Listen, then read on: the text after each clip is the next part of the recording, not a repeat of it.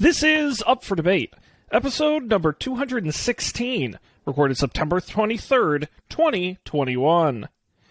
Hello, everybody, and welcome to this high-octane episode of Up for Debate. I'm Sean Jennings, joined as always by our own Carlise Giron. He gets credit for the name. It's Matt Mariani. Hello, Matt. How's it going, Sean? I realized that I thought about this pun for way too long. That's what I realized. It was like a real process trying to come up with a car-related pun. I was gonna just go with Vin Diesel, but you don't even have to change his name. But I figured I would go with the villain, the wonderfully acted villain of the Fate of the Furious for today. How are we doing? You just want your son back?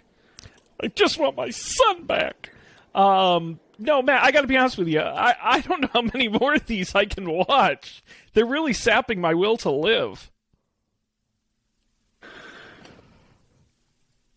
We've only got, what, two more? Just three more, maybe? Something like that? Two more. Thank God.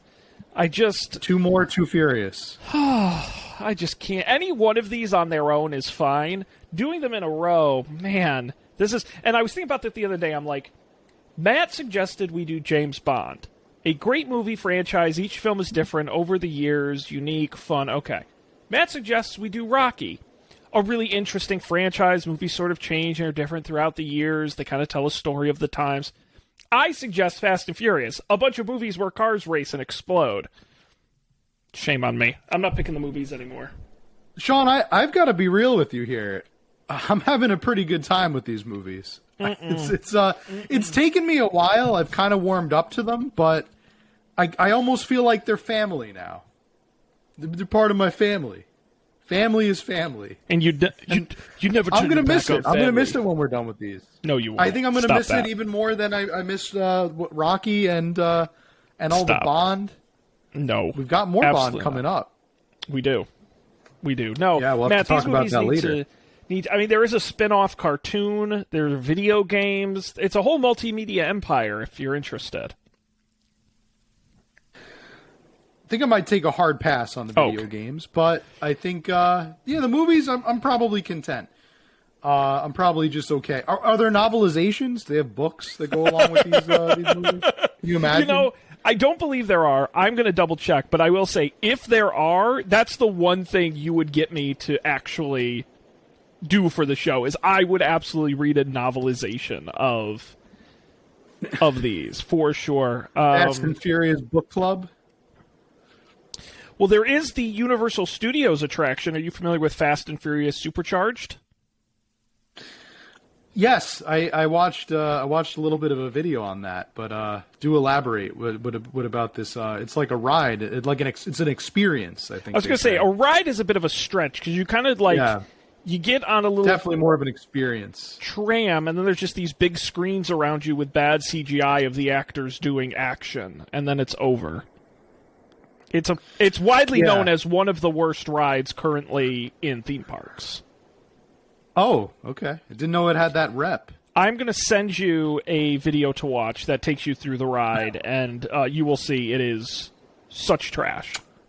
That will explain all of the these 1-star ratings that it got. Yes, it is on various, really ride rating websites. It's so weak. It really is. It's an embarrassment. Nice. But okay. Well, we're not reviewing that today, Matt. You know what was not an embarrassment? Well, what was only sort of an embarrassment? Well, they tried their best. It was Fate of the Furious. 2017's The Fate of the Furious, the 8th in the franchise. All your favorites are back, and this time with more. Matt, what was your take on this one? My take overall, let's see, where to begin. So, unlike you, I kind of broke these movies up a little bit. I think I had probably the most like separation between this movie and our previous movie.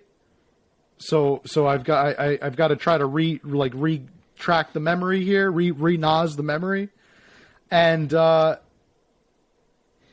I have to say, I think overall, this movie wasn't as bad as I thought it was going to be. It was long. It was a long movie, but I didn't find myself as bored as I thought I was going to through most of it. I was pretty engaged.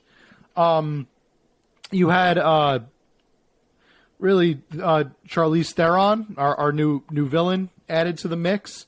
I thought she was kind of an okay villain. Not really the best, but also it seems like somebody gave her they coached her to how to be a villain, because she did this thing where she was whispering, and she thought whispering was really evil. Whispering and talking like this makes you bad. It makes you a villain. So she did that for most of the movie. That got really old. But this movie did some interesting things that no other Fast and Furious movie has done so far.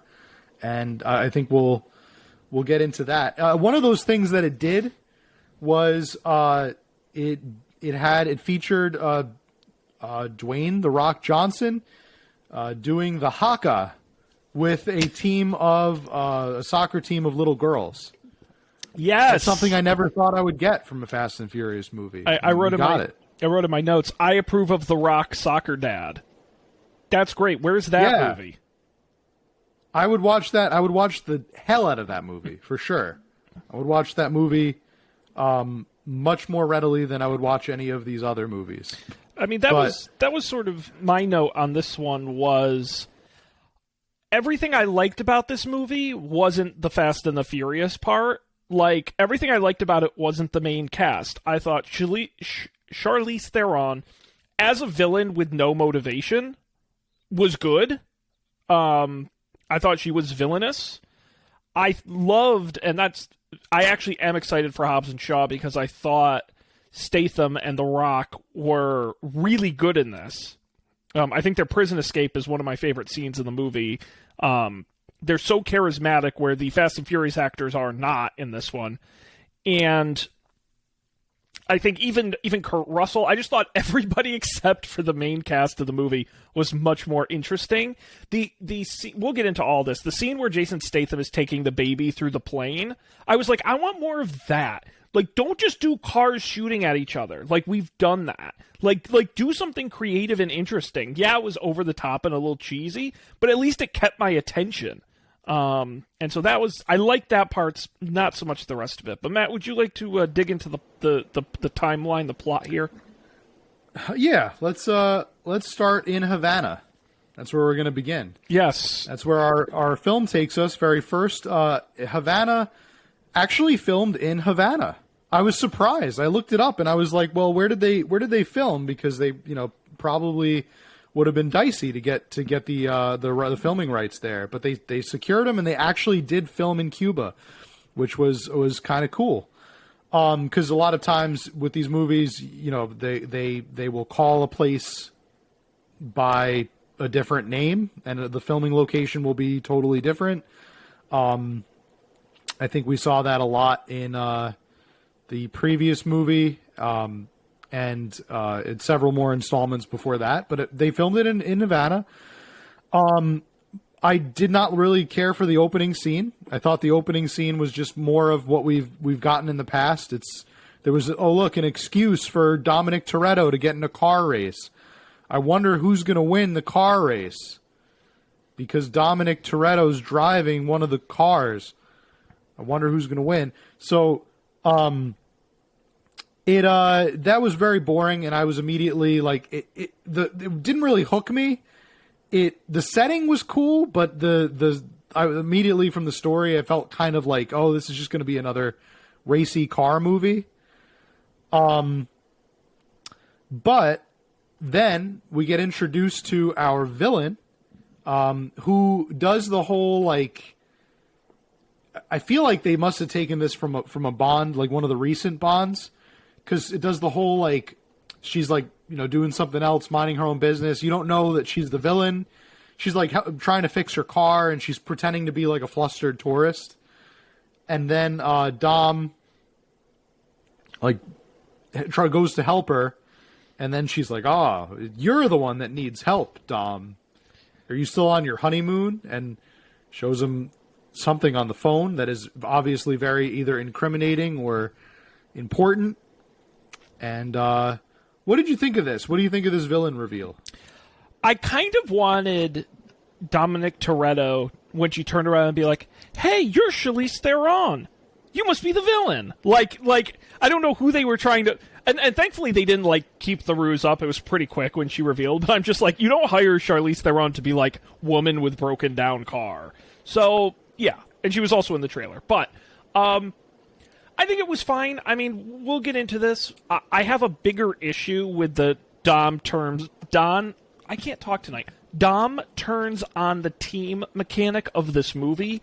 I'm not a fan of. But I have no problem with her introduction. I appreciate that the movie hides why he turned. Because what it does, she hands him the phone with a picture we later learn of his son and Elena on it, but we don't know that. And so you're like, what could possibly be that Dom would turn on his own team? I do like that mechanic. I think that works really well. I just had a problem throughout the whole movie where I'm like, you can't set Dom up through all the other movies as the superhero family guy and expect him to... I mean, he legitimately could have killed the members of his team through many of these various stunts. It's not like these were easy. Like, he could have killed them. And I get it was his son and everything, but it just never sat right to me where I'm like, I don't think Dom would do this. How about the dreads? That's what I'm not a fan of. The dreads. I mean, I think somebody needs to get fired for that. That was a blunder. I loved it. You know why? Because that was a wreck. Talk about a car wreck. That was a wreck. No, I liked it. Didn't like the dread. No, loved the dread. She's a hacker, Matt. She's Cypher. She's a hacker. She hacks things. You know what? Do we actually see her hack anything in the movie? We do. She has people that hack. She has like little assistants that do it. Do we see her personally hack anything? There were like 3 different times in the movie where her assistants were hacking, and they're like, "They blocked us out," and she goes, "Let me take care of it," and then she gets on the computer and starts counter hacking. We need to see that. Yeah, we need to see that she's not just like the boss; she also knows hacking, and hacking is just this. It's just mashing on a keyboard and typing it's not really even keyboards. fast. It's just like these generic-looking touch screens where she's like not even like realistically doing anything. Futuristic. Before she gets to hacking things, though, our villain, who I'm just going to keep calling Charlize Theron because I forgot what her Cypher character. How could you forget Cypher? Cypher, that's right. Ugh. I thought you were actually when you called her Cypher before, I thought you were referencing the Matrix character of the same name. No, I hope the movie wasn't either. Doesn't really hack in the movies, but he does betray the team, just like Dom in this movie betrays his team for the sake of his wife and, spoiler, their son.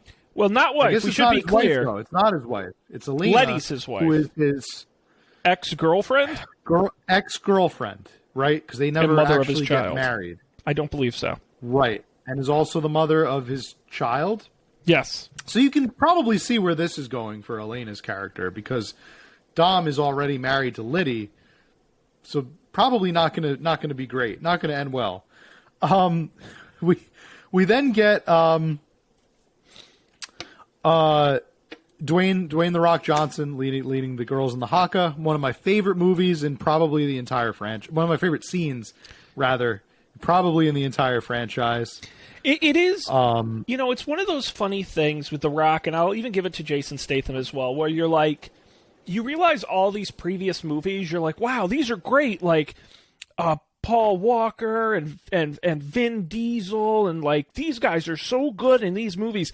And then you watch like Dwayne Johnson or Jason Statham, you're like, oh, these are real action movie actors. Oh, that's what it's, it's kind of like putting them in was a huge mistake, because by comparison, Vin Diesel does not, and that's, I think, part of the reason why he ended up feuding with Dwayne Johnson. He's not going to be any more movies.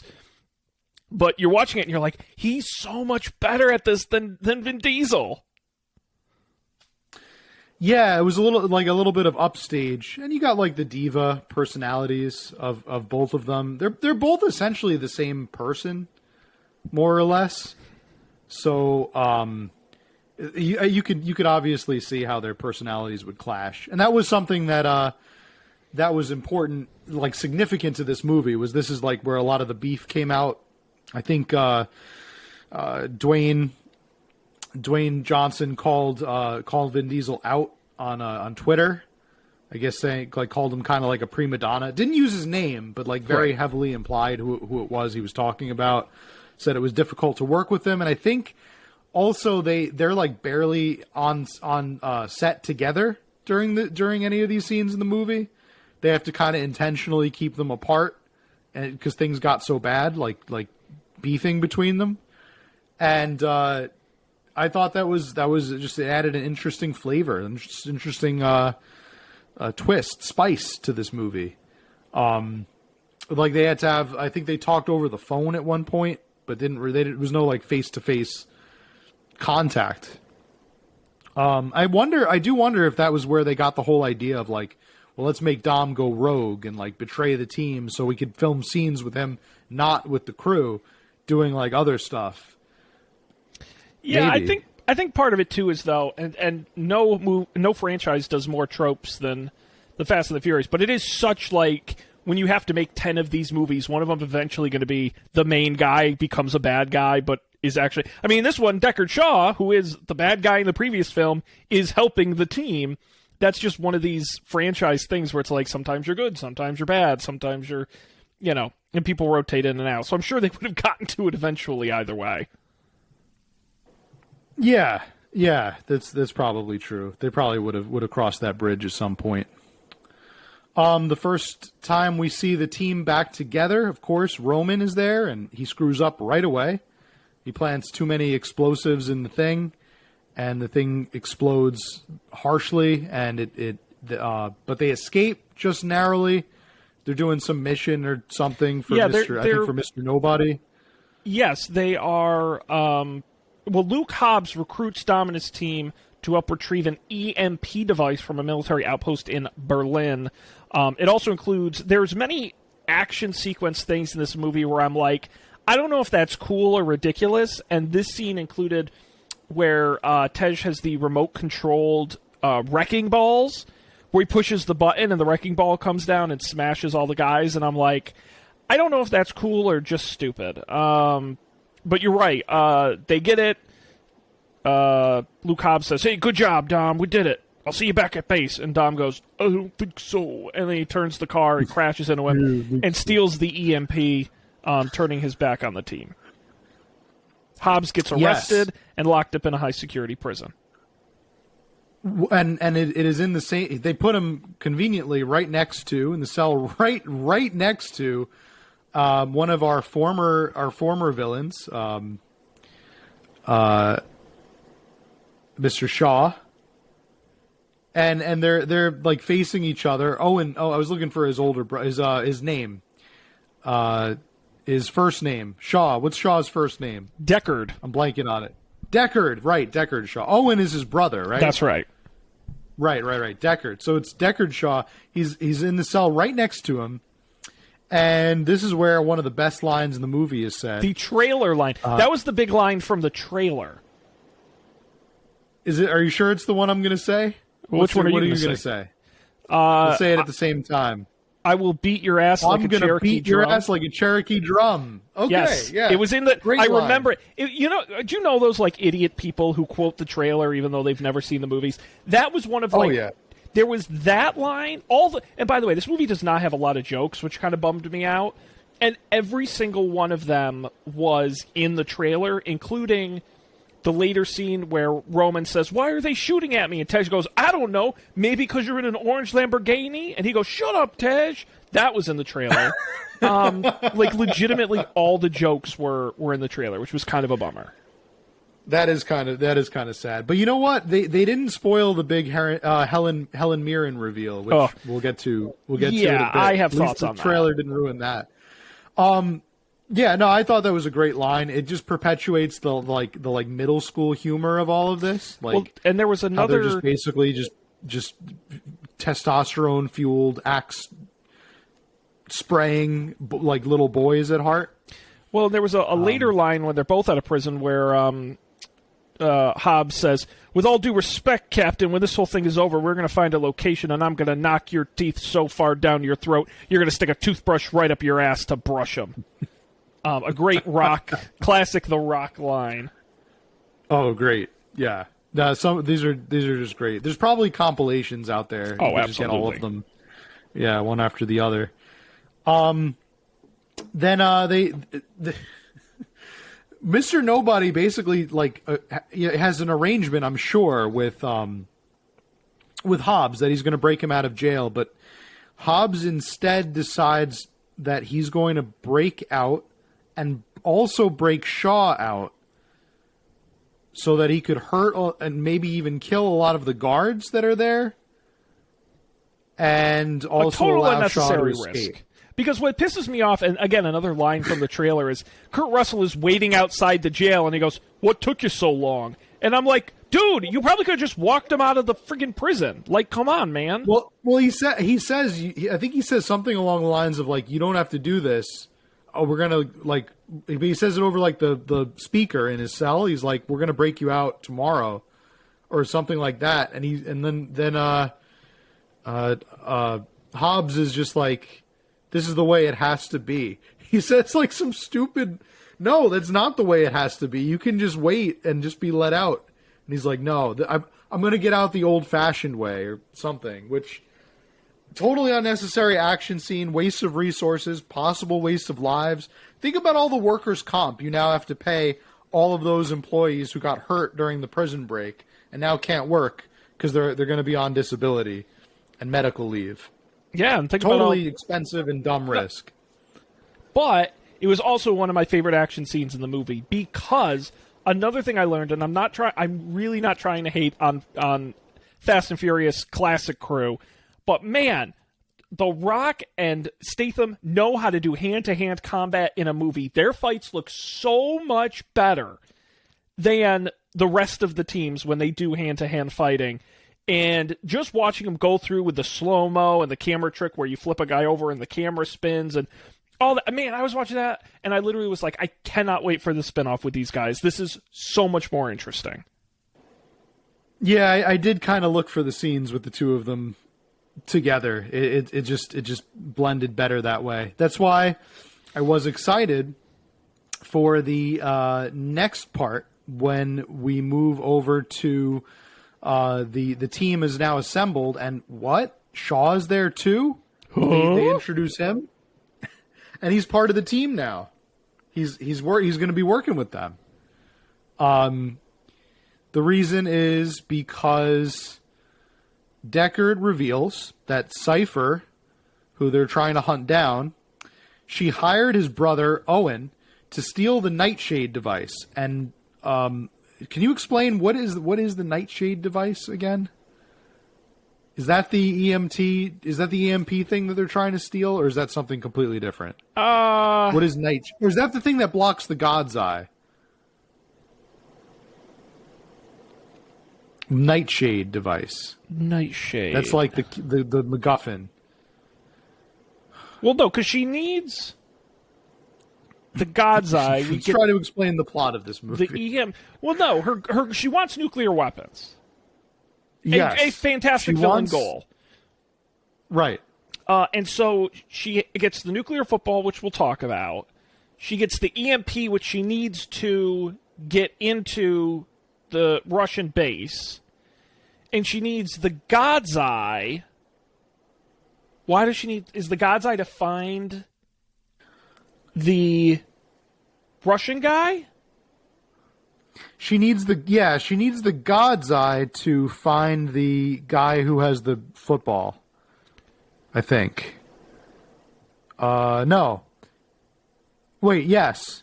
She's trying to find it's the Russian Minister of Defense who has the nuclear football. And in order to find him, she needs to use God's Eye, which is the pseudo-magical device from one of the other movies that can just like identify where everybody is at all times because it's a satellite or something. Nightshade is the EMP. I have confirmed that. I think you're right. Yeah. So they need that. She needs the EMP to get the God's Eye, the God's Eye to get the football, the football to get so she can get the weapons, and then she's going to trigger a nuclear war. And no, she's the Joker? Is that why she wants to do that? Why does she want a nuclear war? No, her plan is even stupider. Because if her plan was just like, I'm going to get the nukes and nuke everybody, I'd be like, at least that's like, okay, I get where you're going. Her plan is she's going to use them as leverage at any time, and she says something like, anytime a country gets out of line, I'll be there to push them back into what I want them to do. And we're like, what? ASMR villain Charlize Theron. You got what was that? Yeah, so that's her plan is not to launch them, but to use them as sort of a carrot and stick type thing to get countries to do what she wants. All right. Interesting plan. Very, very interesting. I do feel like though that her plan maybe is more imaginative than a lot of the other villains in the movie. Like a lot of the times we've seen so far in this franchise, it's drug runner. Something to do with DVD players. Something to do with getting a large shipment of drugs. The Yakuza. At least she's really thinking global here. This is like big operation. And this is, again, you talk about this franchise pivoting, right? It starts as car racing. Then it pivots to heists. And now it's pivoting to spy thriller. And it's an evolution. It's very strange. Yeah, this is like 100% a modern spy. You know, they even have the classic, like, good guy goes rogue and turns on the team trope. Speaking of which, Mr. Toretto appears at their meeting, and the reveal for him is pretty great. They're, like, trying to track him, and then he appears in, like, 3 different places, and they're like, well, where is he? And then all of a sudden he appears in, like everywhere. He's like, oh, he could be anywhere. And then he's like, he's like, Mr. Nobody is like, and I think that Kurt Russell does a great job of selling the line where he's like, that's interesting. I'm like, why is that one interesting? And he's like, because that's right here. And then the glass blows up, and there's Dom and Cypher. She didn't even send like a hench person. Very, very odd choice. They're brazen, absolutely brazen. She's there with him. They throw like a concussion grenade to knock everybody out. And I'm pretty sure that those would like really like you would be out. You'd be like unconscious or borderline unconscious. I don't think it just makes your ears ring and like you just move really slowly. Like a concussion grenade can like break your skull. But anyway,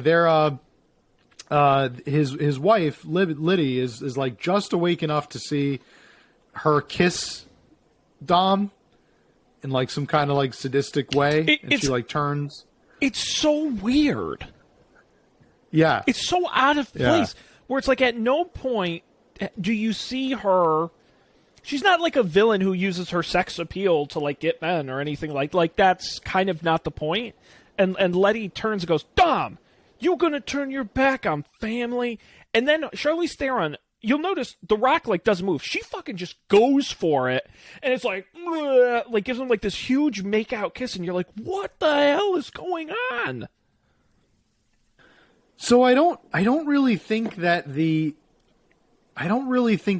dynamic between Dom and Letty is ever allowed to get to the point that it should in this movie. I like the conflict, I guess. Because the whole time, Letty is just like, that's not Dom. That's not Dom. I refuse to believe it.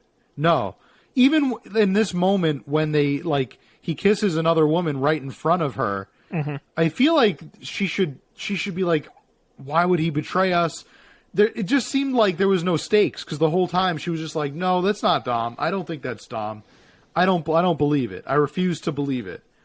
So there's never really a moment where we as the audience are convinced that there's like any real chance that she might leave him or any chance that there might be any repercussions for what, like, we know what his motivations are, but she doesn't. Well, right? For all she knows, maybe he was this asshole this whole time. But that, and I wrote in my notes that Michelle Rodriguez is an unsung hero of this franchise. I think because she is required, especially in this movie, to hold a lot together because everyone else on the team is like, okay, Vin's a bad guy now. Too bad. Sucks to be you. And we know he's doing it for the right reasons. And so she has to be the unfortunate character who's like, nah, I really think Dom is... this isn't Dom, guys, I'm telling you. And she really has to sell the emotionality of it, which is hard in these movies. I don't think she's hugely successful, but damn if she doesn't put an effort in.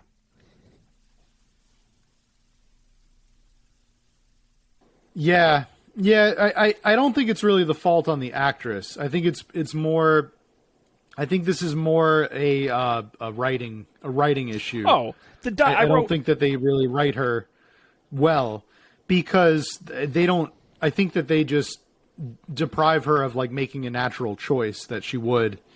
That I think that character would make in that situation, which is like, you know, you just saw your husband making out with another woman, and instantly you're just like, no, something must be making him do this, instead of being like your like natural reaction, which would just be like feeling betrayed in that moment. But I had to Google choice theory for something that we're going to talk about coming up involving Cypher and our anti-hero Dom in this movie. But Cypher now has the Eye of God. She's got access to it, and she's going to use it to get the things that she needs to get. And we're what going happens to New York, next, Matt. Sean? She got to steal the We're going nuclear to New football. York. We're going to York. Hey, I'm walking here. So, yeah, we're all walking. We're walking here, but we're not driving here because somebody else is doing the driving. All these cars are now just driving on their own without people in them. Again, another thing where I'm like, this is either a really fun and clever idea, or this is the stupidest thing I've ever seen, and I truly can't tell. How does this movie do it to me? Because I'm watching it, and I'm like, obviously cars don't work this way, and even though they do have tech, they can't just start driving themselves. But at the same time, it's like, but what if they could? And you could control them and just, like, create a mass of cars, like, just doing crazy shit. But also, no one could possibly control all of them at the same... Like, it blew my mind, and not in a good way. I was going to ask, is there any like real like hardware in a car, in the circuitry, that would be like I know that this is the movie that we're talking about here is the movie we're talking about, but like, I just don't know. Is there like a central CPU unit? Is there like a mechanism in a car that could be accessed via a computer, like an external computer that would like control the engine and the steering wheel and everything? In the most futuristic of new cars, the Teslas of the world, yes. And people are genuinely concerned that someday that might happen. Not in, one out of every 10,000 cars has that. So, no, you're not going to get a city's worth of cars to go nuts and start running shit over. Well, yeah. She's hacking into all these like old cars that. Yeah, it's like a 2003. I thought it was just kind of. I guess it was a mechanism for It was a mechanism for our heroes to use like older cars. It's like now you got to use these like throwback cars because they can't be hacked because they're old school, and that was just a vehicle to get them to really do that. Very strange. Yeah. So all these cars are going crazy. They're going nuts. They're bumping into each other in New York and causing havoc. I will say it was pretty good CG work. I was kind of like impressed the detail. They even had like people like running out of the way and like dodging these cars from a distance, and I kind of enjoyed that. I really made it feel like it was believably in New York when it was obviously like a backdrop. Or most of it. Yeah, so they're all on auto drive. Yeah, they car fight with Dom. They use some hooks, and they're pulling cars around. They try and capture Dom, but of course he's Dom, so he can get out of literally any situation. And they steal the nuclear football from the Russian defense minister. Yeah, I thought this was interesting when he has like a big shield in front of him, and he's dressed in like this riot gear, sort of almost like a Mad Max kind of figure. He looks like he's got all this like armor on. He was Terminator Dom, and right, he becomes Terminator Dom. And does he have like some kind of saw that he uses to like chainsaw his way into the car? Yes, right? it's and get very the football ridiculous. Yeah, from the roof. Yeah. It's like he came prepared. Like he was suited up with all this gear because he knew this is what he was going to have to do. He gets the nuclear football, and then they win again. And this is where he I think where he runs into Liddy here. Like Letty, he runs into her like on the street, and this is where she confronts him, and the henchman's about to kill her, right? The bearded guy, yes. Bearded Ginger. Yep. Bearded Ginger is like gonna pull the trigger, and he stops him. You think he pulls a gun on him, and he's like, make it count or something. Says something like all macho, and anyway, he lets her go, and that's something that he's gonna pay for, in later on. Yes. Now, Matt, can I talk about the nuclear football for a minute? Yeah, okay. Do you know what a nuclear football is and how it works? My base level knowledge of what a nuclear football is, I think it's like the keys. Is it like the code for nuclear weapons? It basically is. So it's basically, I mean, it's literally just got like a book full of codes and other things in it, but it doesn't just like give you unfettered access to like you push. There's no like button in it you push to launch a nuke. What you do is the president opens it, gets the code, and calls somebody, and it's verified like 8 different ways, and then 2 different people with the keys have to turn and use them. And I know that's like not the most important thing in the world, but I just like to point out that I just thought it was like another one of those stupid, that's not how it works type of things. Right. As soon as Charlize Theron gets the football, I think the rest of the world leaders would just laugh at her and be like, good luck. Russia would just be like, we're just not going to launch we're just not going to launch them. Like it's not an automatic process. Like someone else has to push the button. She has the football. She has all the power. She's going to be able to launch it. But you have to remember, though, she is a hacker. So who's not to say she didn't hack into a bunch of emails from like government officials, and she knows all the codes and stuff. But I mean, they easily could just be like, "Wait, you're not the president." Yeah, I mean, she really doesn't have. You don't sound like the president. Very silly. It would, yeah. There's a lot of hoops to jump through, but this is the Fast and Furious movies. Most people watched that. They were just waiting for the next car scene to go, so cars would go fast. So, yeah. So she's got that nuclear football. Also, wait. Isn't it? It's the Russian nuclear football, yes, not the American one. Because she steals it from the Russian Minister of Defense, that's right, who's in New York City. Who's carrying the nuclear football with him in New York City? Why is he in New York City with the nuclear football? For a meeting? Why? But why? Did he grab the wrong bag? It's a good question. He accidentally grabbed the nukes? Yep. I guess his favorite lunch is back in Moscow or something, in his actual suitcase. Yeah. Oh, no, I grabbed the wrong bag. This is not borscht. This is nuclear code. Well, the nuclear briefcase. Oh no.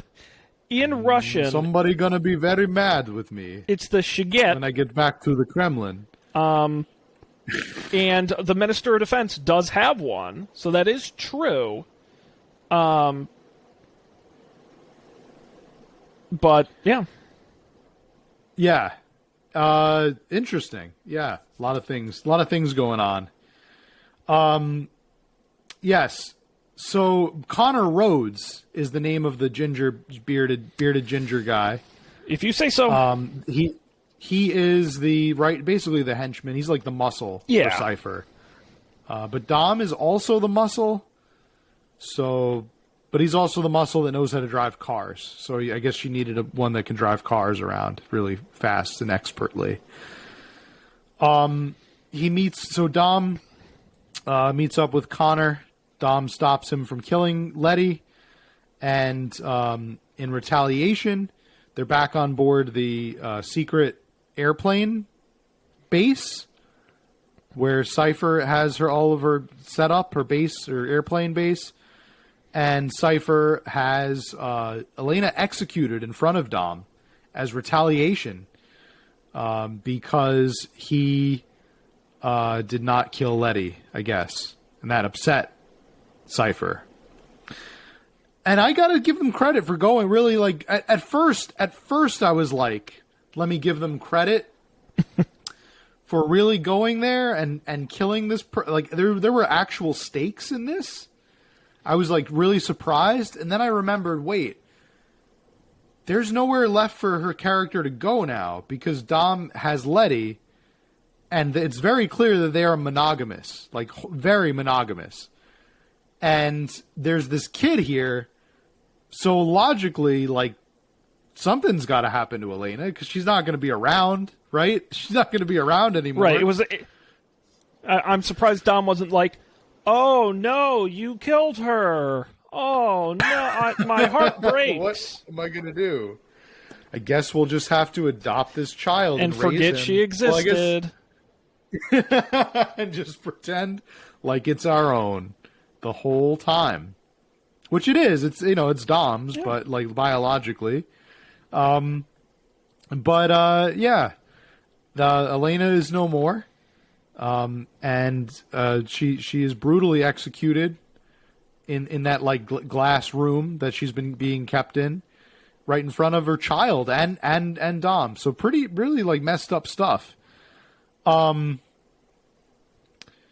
Dom leaves, but it's very important. He leaves behind his necklace, right? Before she gets killed in a previous scene, he leaves the necklace behind and says something like, "I'm always going to be there. You're in my family." And that's important. It's going to come in later on. Going to be a really, really big help to us later on.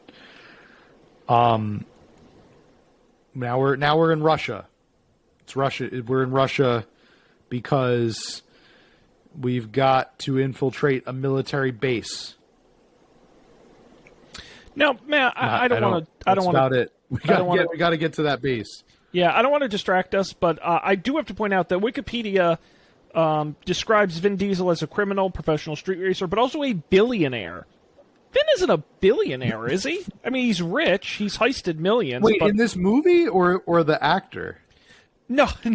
It says Vin Diesel as Dominic Toretto, a former criminal, professional street racer, and billionaire who has retitled and settled down with his wife, Letty. Sure, he's a billionaire. Why not? Why would he not be a billionaire? Well, if you called him a millionaire, I would believe you. But no, he's got a billion bajillion dollars, Sean. So that's how much money he's stolen over the years. He made some very wise investments. Well, it has to be, because the only movie where it really explains that they're stealing money is they steal $100 million that they split between like 10 people. I mean, I know this is such the nitpickiest bullshit. I think I honestly what I pictured in my head was they just have their bank accounts. And like we see how much money they all have. It just says in like scrawled handwriting, Dom has $1 million bajillion dollars, and like dollars is spelled wrong. It's got like his dollars spelled with a dollar sign as an S. Yeah, he's just got whatever. He's got a lot of money and whatever. But you're right. It's very hard. It's really not practical to believe that he's a billionaire, but. Anyway. He is, because the movie needs him to be, I guess. The movie doesn't even really need him to be a billionaire, but whatever. He's Dom Toretto. He's cool, and he drives cars really fast, and they're expensive cars, and so he's a player with ladies, so he's got $1 billion. It's just like, I don't know. It's very silly. I don't think there's any like evidence that he could be a billionaire, unless... Because he works for Mr. Nobody, does Mr. Nobody just give him all the money? Because he's got all the money. I guess He it works doesn't. off the grid. I guess if you're Dom, money doesn't matter. Just life happens to you. Family matters. It's just family. That's right. You can't put a price tag on family. Matt, you're right. We are moving into the final action set piece of the film. Before we do that, Yes. before we get into Russia, I wanted to talk about this axiom of choice, because all of a sudden, after she shoots Dom's wife in the head, in front of him and in front of Dom and his son, his infant son, she feels the need to explain an intricate form of game theory to the audience. And I thought it was just so out of place here for this movie, because this is not the audience that is going to like sit down and get in the weeds on game theory and the axiom of choice, but she explains it anyway, nonetheless. And I thought this was such a jarring moment for the film. I'm going to try to find exactly Yeah, good luck. what she says here. I don't think anyone took the time to write it down because it was useless. No, that was in my notes. I said Charlize makes this role good. The dialogue is terrible. Also, bad plan. It is just such a bizarre way to justify what you just did, and like try to make it make sense to the person who you like did it to. Okay, it's Oh, and this one was good too. This is when right before, I think it's when when he goes, she's like, she explains this like choice theory, and Dom just goes, "I got no choice. I got no choice." Like he's yelling it, like bangs on the glass. I think it's right after she explains like the game theory to him. I'm really disappointed I can't find the exact quote. I didn't make the notable quotes, unfortunately.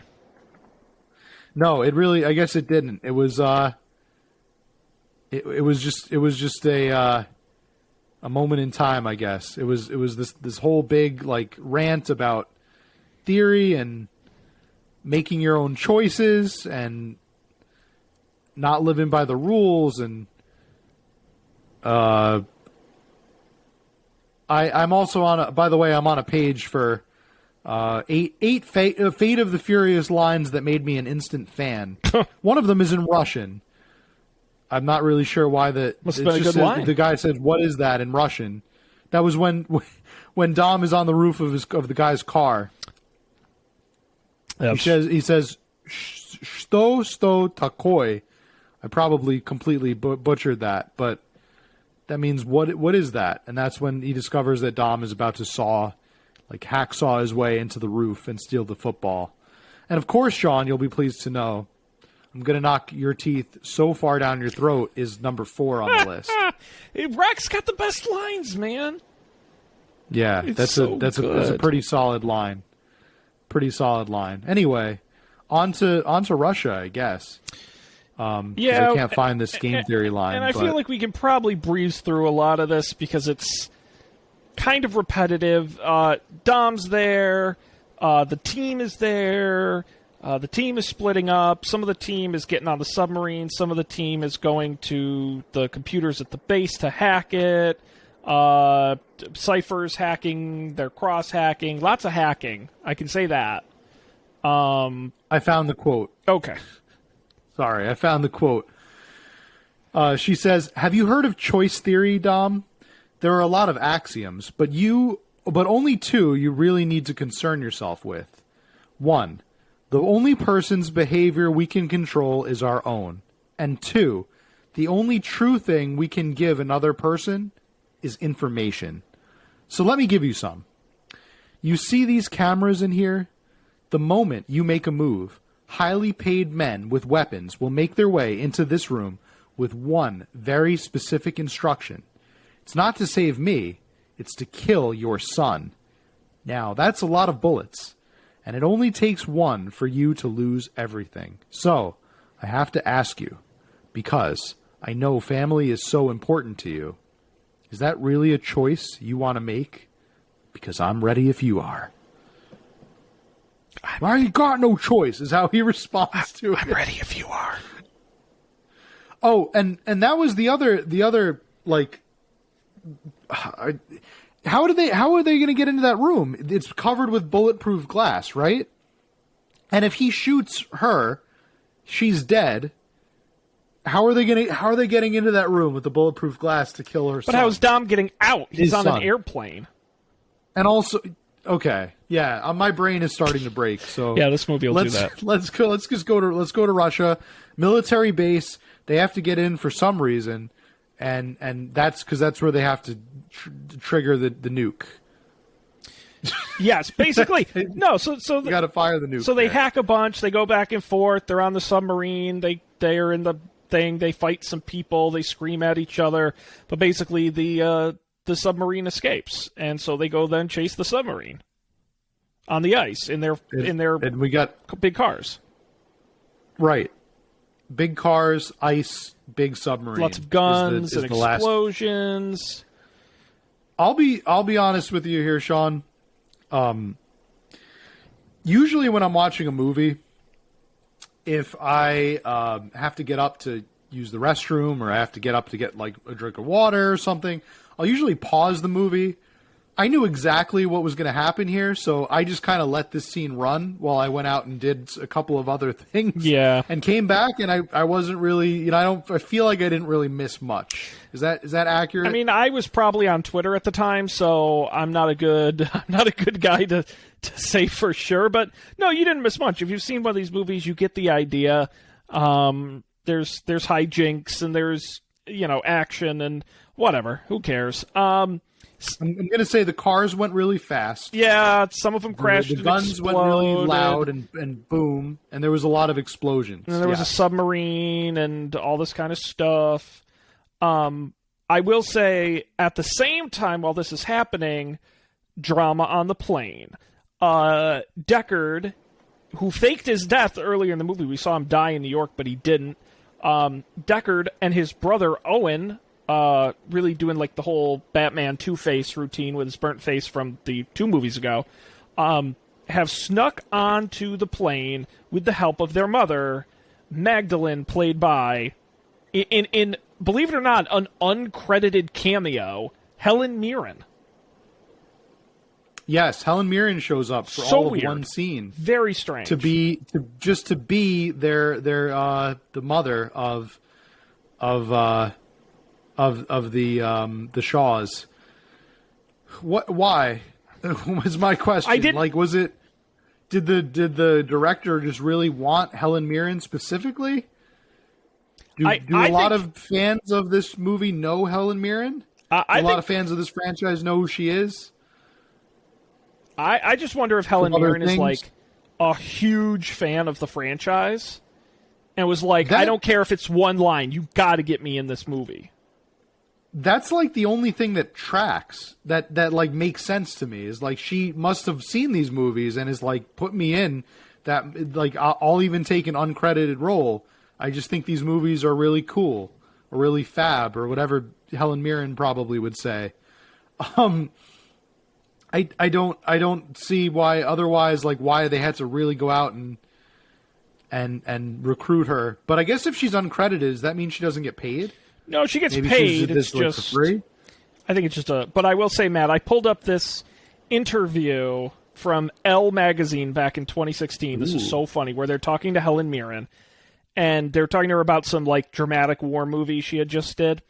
And the question is, how does this film fit in with what you want to be doing in your career overall? And she said, it fits in very, very well with what I want to be doing. I want to be making film and theater, but film is particularly relevant. I like it to be serious. Of course, having said that, I'm about to do Fast and Furious 8, but that's for the fun of it. And it says, are you a fan of cars? She said, well, yes, I've always rather loved driving. I said, I'll be in it, but only if I'm allowed to drive, if I do drive in it. But we'll see. She doesn't. We'll see how it transpires. Film is a wonderful thing, and it can be so many different things. I don't want to turn my back on any of the different ways movies can be. I love the movies. I love going to the films. I like very serious films. I like foreign films, and I like big fun movies, as long as they're well made and they've got good scripts, which this one doesn't. That's the most important thing. Wow, her agent was probably salivating when he heard that interview. Wow, I guarantee someone was like, how would you like to make a movie with Kurt Russell? And she was like, that sounds great, I'd love to, and then didn't read the script. Yeah, it could be. And she doesn't even have any scenes with Kurt Russell. No, and she doesn't right? drive any cars. No, they just happen to be in the same movie. Yeah, they coexist in the same film, but don't interact. Just like Dwayne Johnson and Vin Diesel. So strange. They just happen to be in the same movie. You can't be in the same room at the same time. So maybe, yeah, that could be. The Shaw brothers are on the plane. A lot of great action stuff. I enjoyed the plane scenes a lot. There's a scene where Deckard gets his son, puts little headphones on him so he doesn't hear the action, and then just kicks so much ass, it's unreasonable.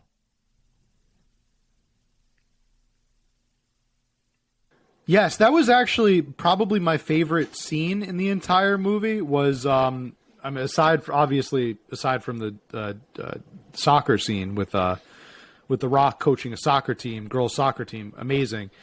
The baby on the rescue, the baby rescue of Dom's son.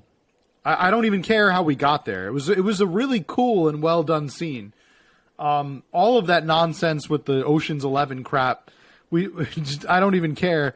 The little comedians show up again. The two Spanish speaking funny guys who just thank God they were in one of these movies. They're just cashing checks, man. They're like Laurel and Hardy, the Hispanic Laurel and Hardy, just are there and good for them. Good. Yeah, really good for them. They just needed to get paid, so that was why they appeared in one really quick scene, half of a scene really. But I don't even care how it gets set up. Shaw is not dead. He's on this plane. He's going to rescue the baby.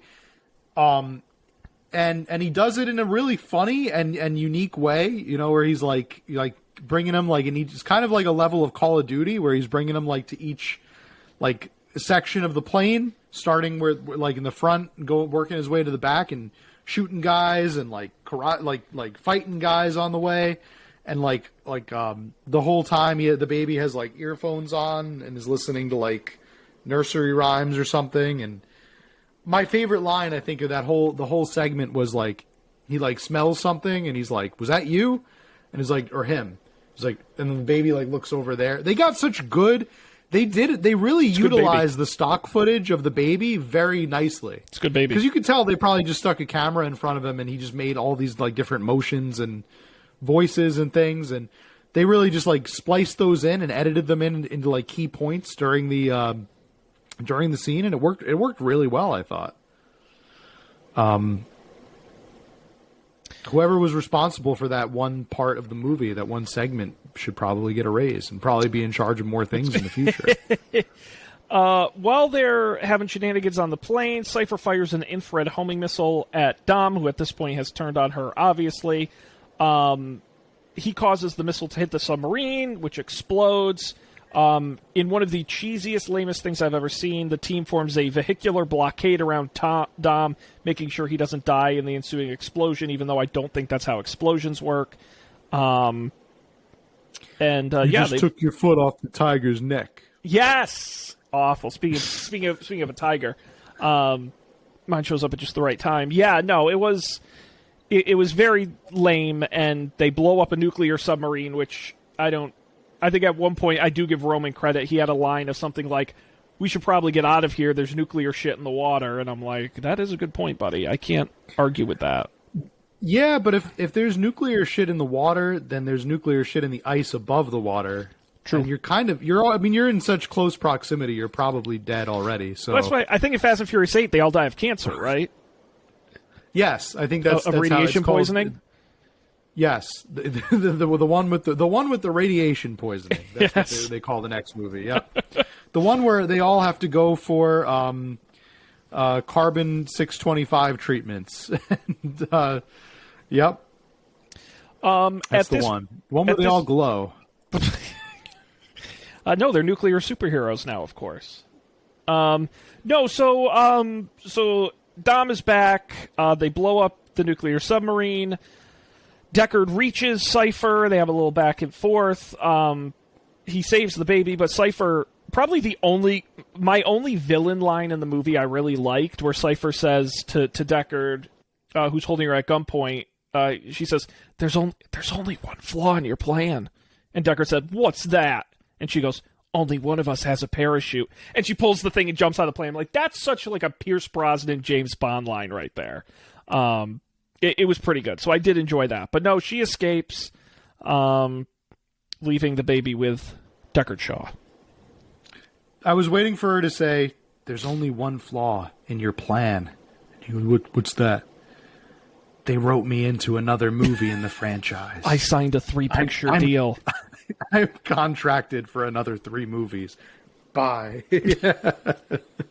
You can't kill me. I'm an Oscar winner. Yeah, no, so basically at this point, action is over. We get the nice wrap-up scene. In New York City, the team is there. Cypher is still at large. Hobbs has his record clear and is offered his old job back, but he declines it in order to spend more time with his daughter, although he ends up going with Shaw in the spinoff, so we'll see how that goes. Deckard delivers Dom his son.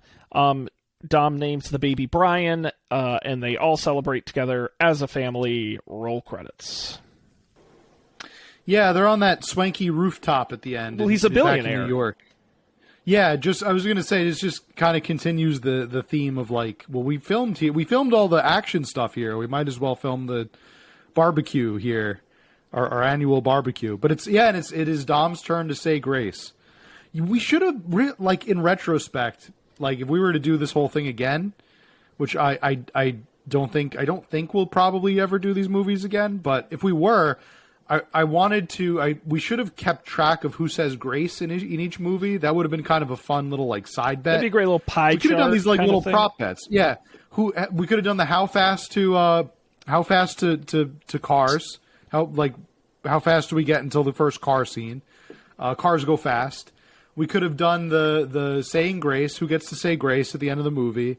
We could have done the Nas, like how much Nas gets used or how much people say the word Nas in the movie. Would have been really good for the end. We could have bet on exotic locations and locales. Yeah, there's a lot of prop bets for these movies we could have done. Oh well.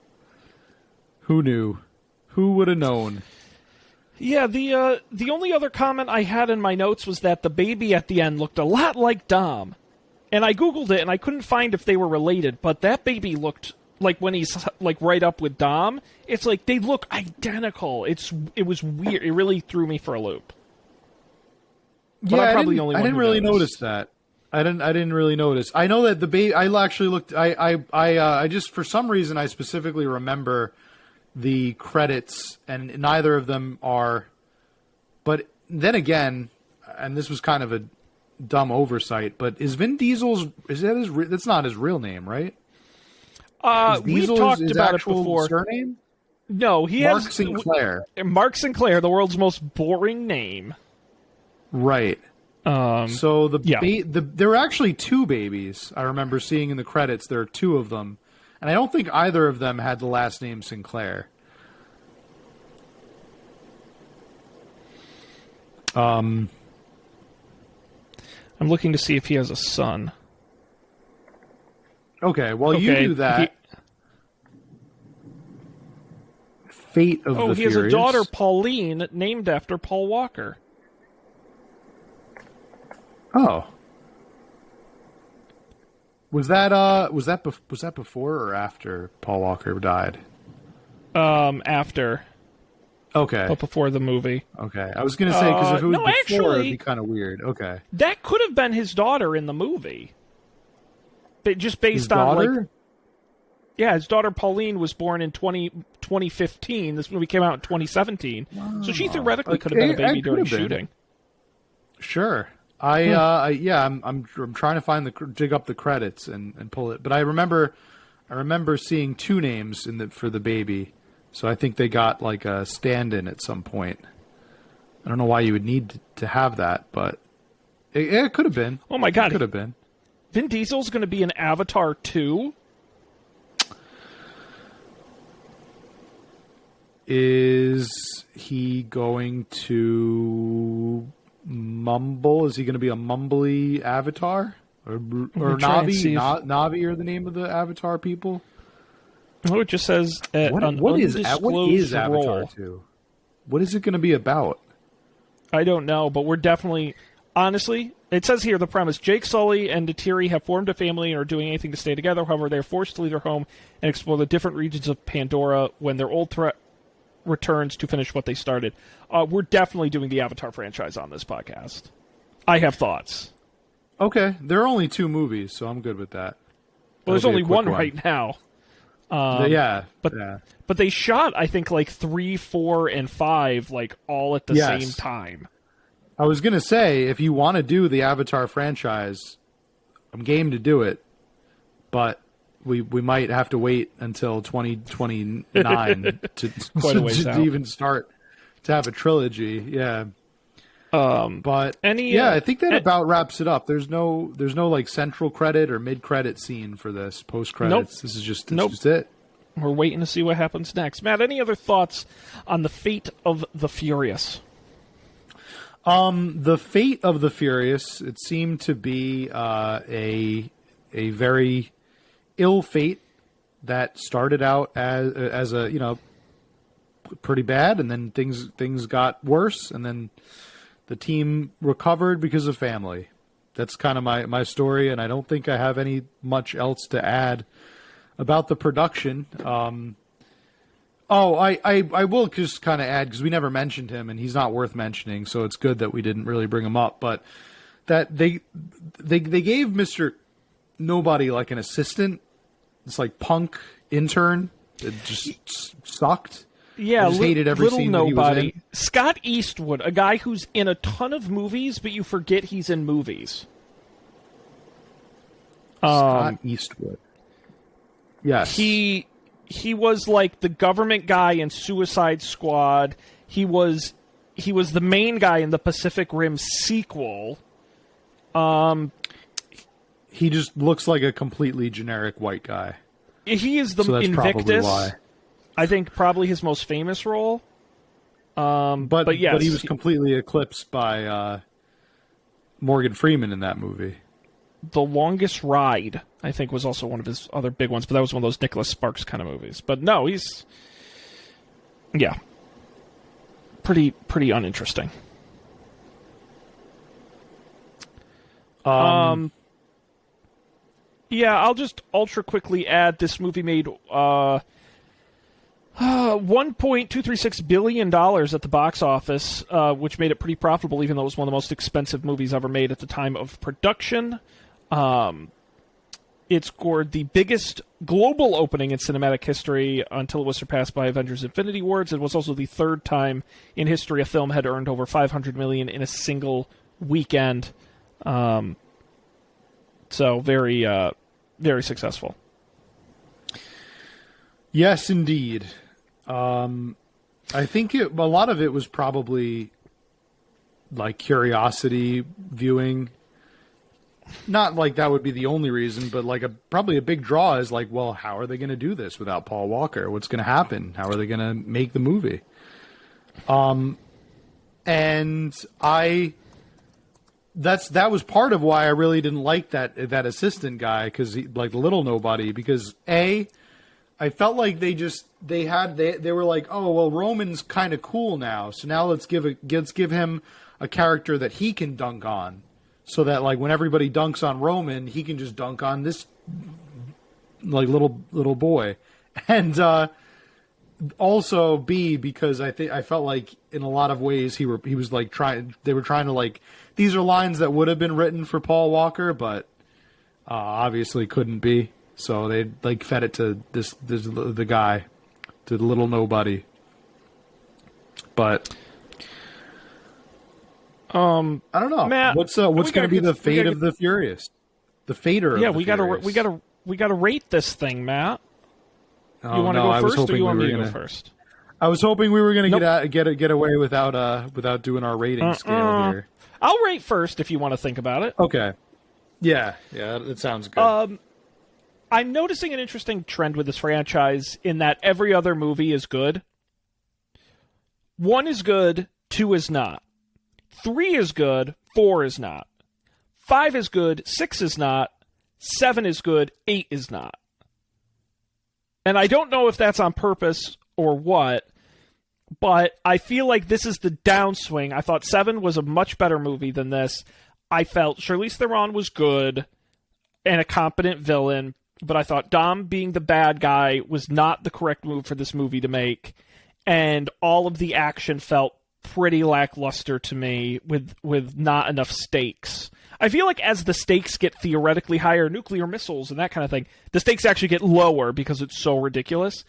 I'm going to rate this on a scale of 10 nuclear footballs. I'm going to give this movie 5 nuclear footballs. Right in the middle. There are worse ones in the franchise, but this definitely wasn't one of my favorites. Yeah, I think you landed pretty close to where I was kind of settling. It's almost like seeing two movies and wanting to rate both of them in different ways. You kind of had your Cars Go Fast movie, but you also had your spy movie thriller. And for what this movie does as a spy movie thriller, I would, as mind-bendingly stupid as the actual like plot and conflict was, and villain motivation and all of that we kind of picked that apart. I think the way in which it was executed, I think you really have to say something for like the special effects team that took part on this and made this stupidity a reality, like at least in our mind's eye. I would probably land somewhere between like 4 and 5, probably 4. I was solid right in the middle. I'd probably say like a 4.5, 4.5 nuclear submarines. In terms of action, but then also for the Cars Go Fast and Furious, I was very bored for most of that crap, and like I think this was maybe one of the worst ones. Because all they did was just like put them on ice and then put them in New York City. There was nothing really super cool for the Cars Go Fast segments in the movie. So I'm going to give that 2 bad hairdos with dreadlocks. 2 dreadlocks out of white 10. Lady dreadlocks. 2 white lady dreadlocks. Yep. Wow. But you got the 5 nuclear submarines. So there you go. Well, Matt, maybe not our favorite, but I'm definitely excited for our next film. Next week we will be covering 2019's Fast and Furious Presents: Hobbs and Shaw, the spin-off film starring Dwayne Johnson and Jason Statham, plus Idris Elba is coming in as the villain. I'm very excited for this one. By the way, the necklace, Dom's necklace was a tracker. I don't think we ever circled back to that. I wouldn't have been able to sleep tonight if our audience didn't get that. He leaves the necklace on the hook. And he says, I'm always going to be there, and it turns out to be a tracker, and that's how they know where the baby is. Yeah, I mean, it was very easy to trick the untrackable plane. So good job, Dom. I think they might have edited that in post because they were like, oh, how are they going to know that because she scrambled, they can't use the eye. How are they going to know that's where the plane is? And then they probably like filmed him putting it up there like and edited it in post, is my guess. Yeah. Mm-hmm. Very silly. Matt, we're going to wrap it up here unless you got any other Fast and Furious thoughts. Just 2 more left. I think that about covers it. Only 2 more. I'm kind of sad. We're almost at the end of our road. We took it a quarter mile at a time, and this is where we wound up at the sunset. So we're almost there. It's going to be great. We hope you come back and join us next time. Of course, upfordebate.tv is our website. You can go there and get all the past episodes in the archive, including all the past Fast and Furious movies. You can subscribe wherever you get your podcasts. Check us out. Just search Up for Debate, with the video version being on YouTube. And, of course, you can follow us at Up for Debate TV on Twitter or email us upfordebatetv@gmail.com. That's going to do it for us here. On behalf of Matt, I'm Sean. Thanks for joining us, as always. We'll see you next time for more Fast and Furious Presents: Action on another Up for Debate.